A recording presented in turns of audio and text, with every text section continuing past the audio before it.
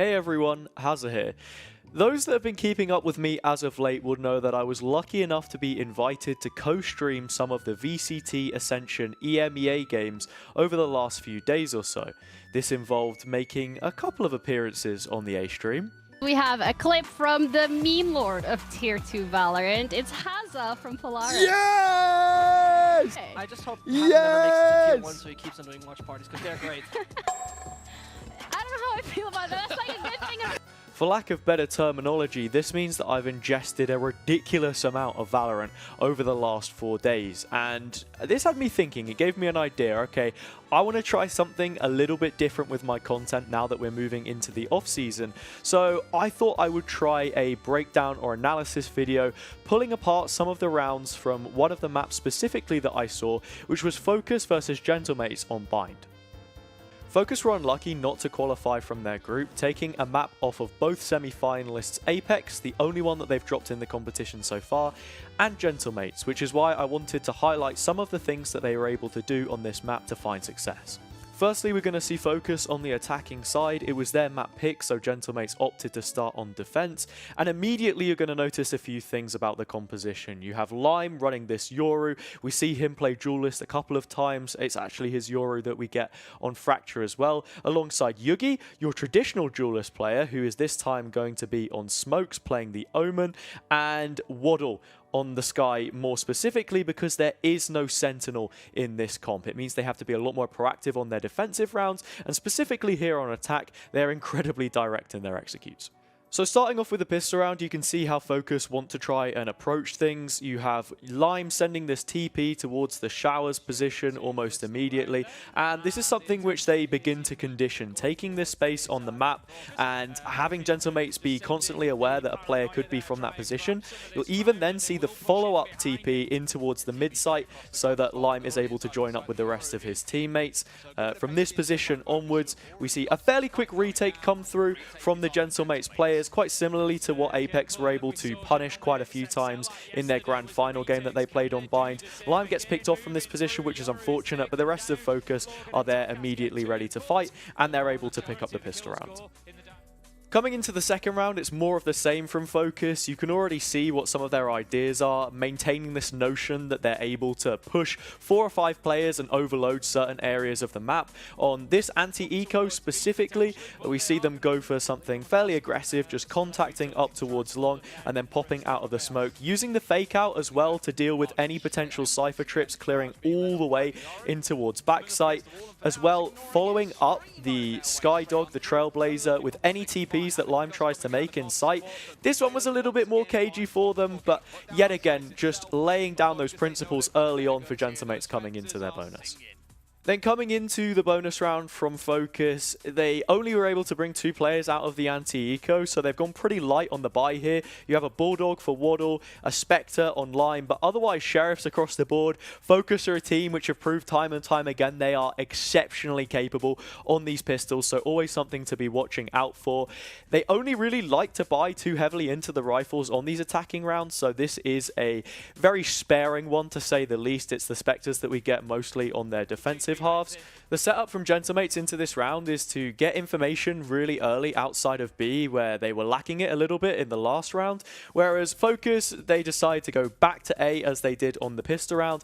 You're seeing the utility come out from Lime early on, the gate crash and the fake out to clear out these trips in towards the early position in sight. Unfortunate to get caught out by the second trapwire, but then we have to be looking at this position from KPZ on the map, playing an incredibly passive setup in showers. Yeah, he gets taken out by Logan, but there's already so much presence on the site that his back is turned and Yugi is able to capitalize from the space that they had already taken. So really nicely worked by FOKUS from this position. It puts them in an advantageous 3 versus 2. Then they can use Lewis's utility. It's a brilliant fault line and a peek out from these Sheriffs, which, as I said before, seem to be FOKUS's calling card. They convert the bonus and get off to a brilliant start. The next round was actually an eco that FOKUS ended up losing, but still demonstrated the ideas that they were trying to bring to us here on their attacks. So you have the showstopper available for Takas. Obviously, the most common position to be pushing this is down A short, so for that reason exactly, you have the flashpoint and then also the guiding light come out from Waddle to just halt any kind of aggression in this area of the map. At the same time as this is going on, we also see Gentlemates stick to their defensive default and pick up the orb behind the sky smoke with the guiding light. This gives them no information, and off the back of the sound cue, FOKUS take the initiative to then group up and make the same contact play up B long towards Garden. Once this contact is then hit, FOKUS get ready for their execute. There is some brilliant counter utility coming out from Gentlemates, but the big thing to highlight here is going to be the fake out and the gate crash towards backside yet again. And if we just pause it here quickly, you can see the combinations that they're trying to make to put Lime in the more advantageous spaces. So the gate crash goes towards the cubby position here, as you can see. Then you have a Trailblazer wrapping around towards the backside area to make sure that any players are getting spotted out, and then Lewis is sending his stun over the top. So this should, in theory, be a free kill for Lime to pick up. However, it pans out a little bit differently. This firstly comes from a fantastic counter flash that Natank uses, which unfortunately for Lime means that he is completely blind in the backside, and Gentlemates are able to start their retake. There's also an incendiary that gets put out by Bayaz, and they're able to trade it down into their first round of the half. Into the next round, we see a lot more of that flexibility from FOKUS. This time, they're wanting to try and challenge the A short position a lot more proactively, with Lime using some of the same utility that he was using last time, such as that combination of the gate crash and the fake out, but there's a much heavier stack of 3 players towards showers this time. And the reason being for this is because they have Lewis's ult available, so they want to try and take that space and collapse towards players that may be looking to get more proactive on the Gentlemates side towards this area of the map. So as we just play this one out, you can see Takas getting aggressive in the face of Lime from this area, and unfortunately for Lime, he ends up getting shot through his own fake out, but it has blinded up those players. You've got Yugi coming in late, and this ultimate is great from Lewis. Something else to highlight, however, on the side of Gentlemates, and one of the reasons why they're such a good team, is because of their individuals and what they can pull off. You see a smoke actually get dropped, counter utility yet again, by Bayaz to give him protection towards his back as he's actually trying to fight this position on short. And I'll tell you why this is so great. It's because it allows for him to take this fight onto Yugi. Unlucky on the spray, honestly, not to then pick up Waddle as well. But from here, it's another 3 versus 2, another post-plant situation for FOKUS. And knowing that short control was compromised, KPZ doubles back, finds that one, and it is a 3 versus 1 again for Logan to try and retake, one which they are able to convert as he opts to save.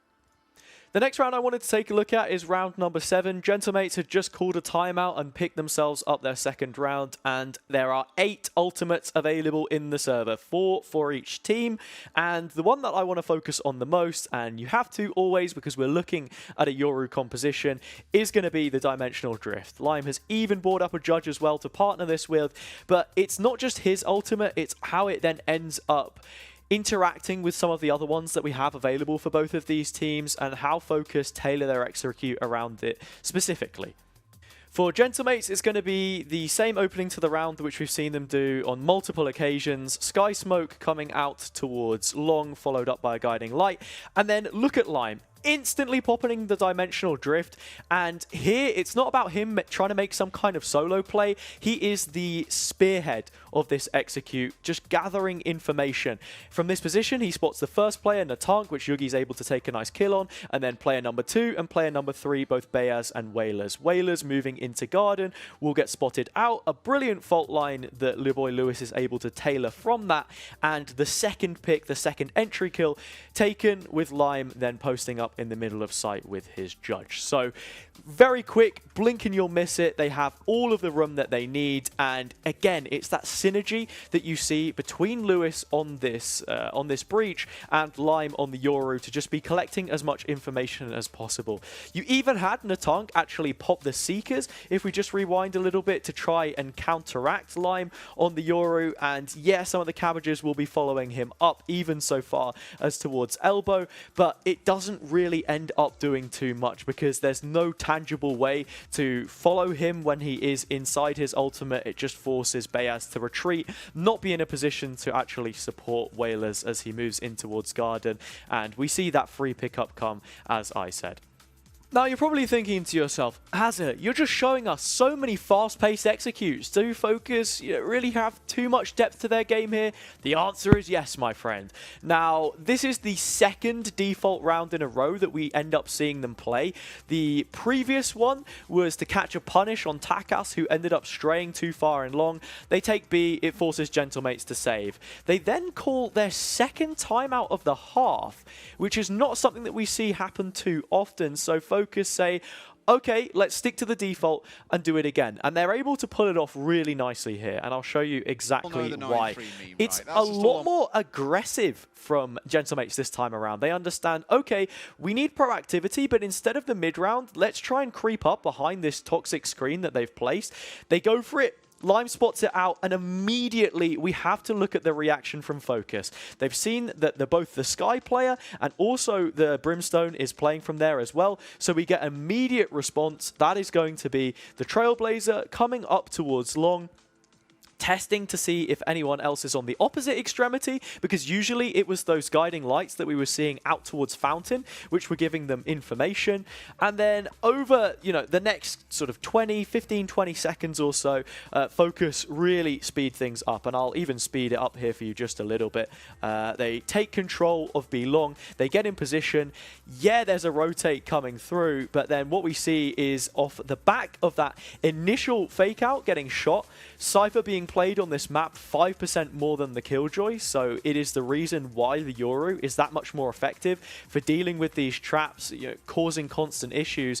And then they follow it up very nicely with an orbital strike in towards elbow, where we see Logan retreat towards.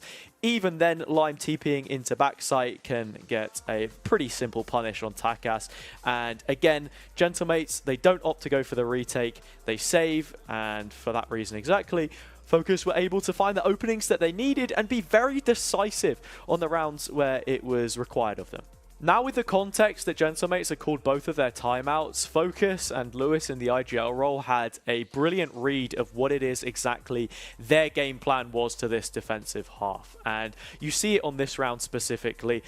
We have Yugi now with the operator that he'd picked up from Takas's body in the previous round, and they just factor this into the slow defaults that they had been preparing. So almost immediately in this one, you can see on the map Takas trying to take some extra space, and Yugi gets a fantastic punish on there. So just like that, they have an early advantage. They can go from this, they can choose to play slow or fast. Really, they've been dictating the pace for the last couple now, and it has Gentlemates scratching their head because they're at a severe disadvantage and don't really know what it is that they want to try and do. You have a little bit more of an aggressive cam here, perhaps, up on, outside of Market towards Sand. You've got a Trailblazer trying to look out for where Yugi is playing from, but all the while, you really have to just respond to what it is exactly that FOKUS want to do.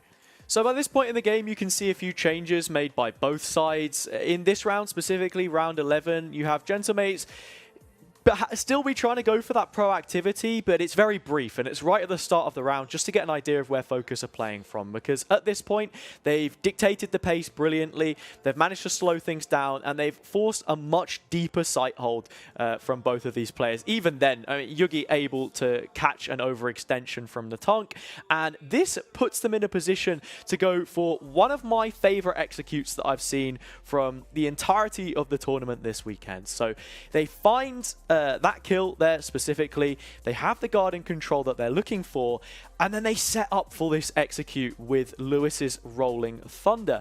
And you're going to see it here. So Lewis has the Rolling Thunder, then you have a few more pieces of utility to work with. Specifically, again, Lime's Gate Crash, everything just circling back to this Yoru and how it's being played. Yugi with the Paranoia, yeah, he is on the operator, but it doesn't require him to be going as a second in like you would typically have.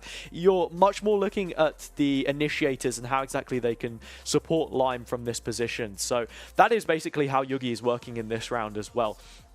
Gate Crash sent to the back corner of site, And Lewis is going to use the Rolling Thunder. We have Yugi using up his Paranoia as well.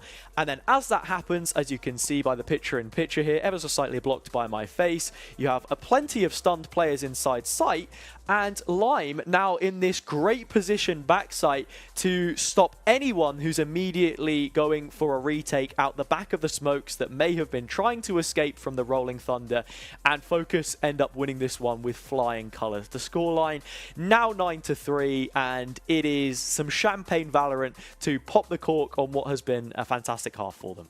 For the final round of the half, we get Lime with his ultimate available yet again, and for that reason, he's going to be joining up with Yugi in the shower position that you can see, sending out some more of this util just to keep Gentlemates on their toes, while as on the other side of the map, they are preparing to crunch. And the reason why I highlighted that him having the dimensional drift is so important is because it offers him a different way to try and play this position. So Yugi's going to get taken out, but then he can almost immediately have a get out of jail free card and send FOKUS into another one of those reactions that I was speaking about. So he heads himself through the TP. The rest of the team is ready to take the B space. You know that 2 of them have headed through the TP. So it's going to be a really difficult retake to try and make your way back through. So nothing else too much crazy on this one. It's a very standard hold in the end that FOKUS end up taking.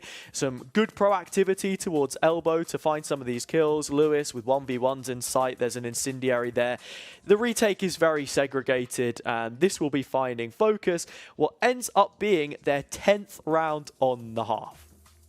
So for those who know how the scoreline ended up in this game, the defensive half didn't have too many highlights to pick apart, but it still demonstrated more ideas for how FOKUS wanted to try and play this. I like some other teams that run a Yoru composition, such as GTZ and Mouse, for example, and even looking at what they were doing on the pistol round here, it's fairly fun to watch. So starting off, first 5 seconds, it's a gate crash out from Lime into this corner, and then through the TP, Waddle is going to send a flash so they have almost immediate sand control.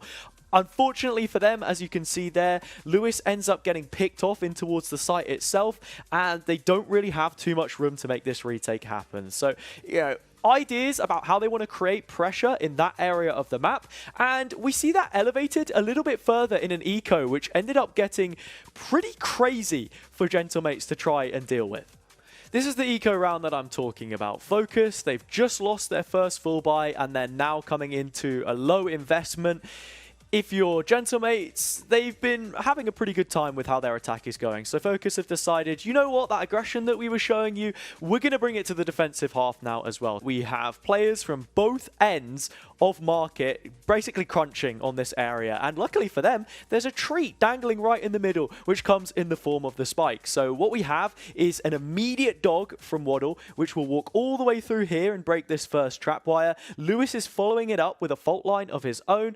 And if we just go back into the main view for a moment and crank this all the way down to 0.5 speed, you can see exactly what I'm talking about. So the Trailblazer covering plenty of ground, goes underneath the first of the trap wires. There's a Paranoia to follow it up, and even the stun there to put Logan in a really uncomfortable position.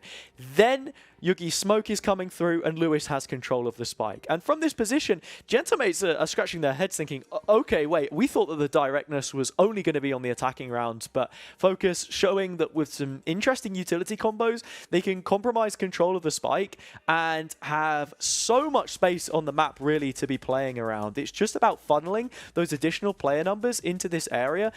So once Lewis has control of the spike, what they're going to do here to help support him is drop a Sky Smoke out in the open and begin to move players to converge on this area. What FOKUS are really hoping for is that Gentlemates want to go for some kind of a quick re-challenge towards this area of the map as the Trailblazer came out there. You already saw they're queuing up and they're just respecting this. The early dark cover means that they'll just need to wait out the 15 seconds or so that's already elapsed before they can begin to take duels in this area. and you even have Yugi just doubling back and making sure that perhaps nobody is going to be there. With Lime, they have a nice crossfire. Essentially, what you're doing is looking to elicit any kind of a response. Unfortunately for them, Gentlemates are a very smart team, very fundamentally sound, and they're good at playing off of one another. So they didn't bite into the trap too heavily here, and as we just watch it play out in normal speed, there are a few things which didn't go their way in this instance. For example, you're seeing the space around the back that was left open. Gentlemates were able to move in through Fountain, use some of the mollies on towards the spike, and ultimately what this forced for FOKUS to do is to run through the TP and all get cleaned up. So it was nicely played by Gentlemates, but FOKUS put them in a difficult position and were unlucky not to find anything early in that round.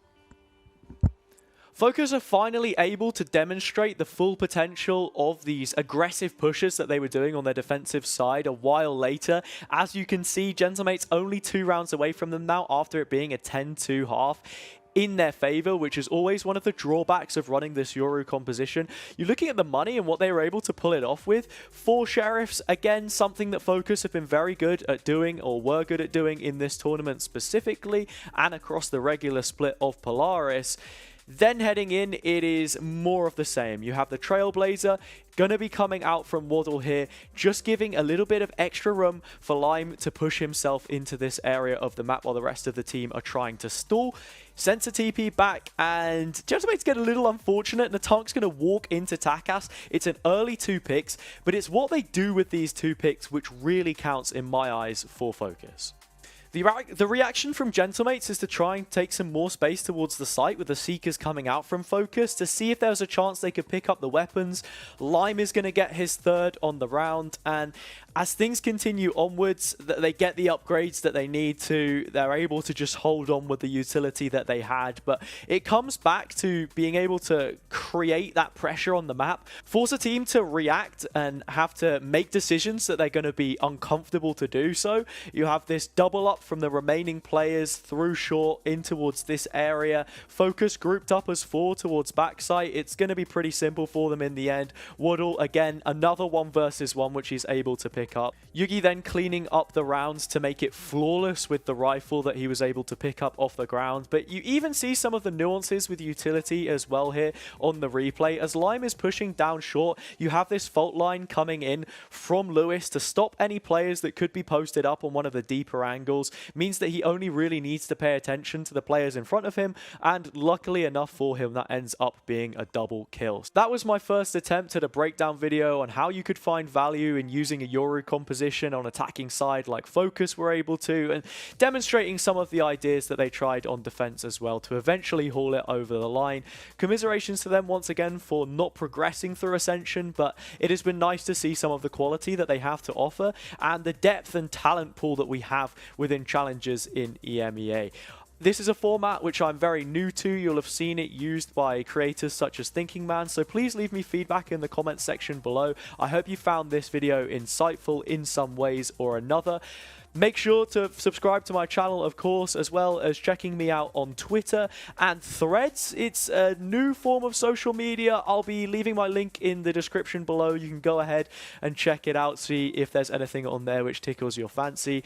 Other than that, I will also be showing my pick'ems for the playoff stages for Ascension when that happens soon, and hopefully returning with a few more watch parties. Until then, thank you so much to everyone who has tuned in, and I'll catch you all next time.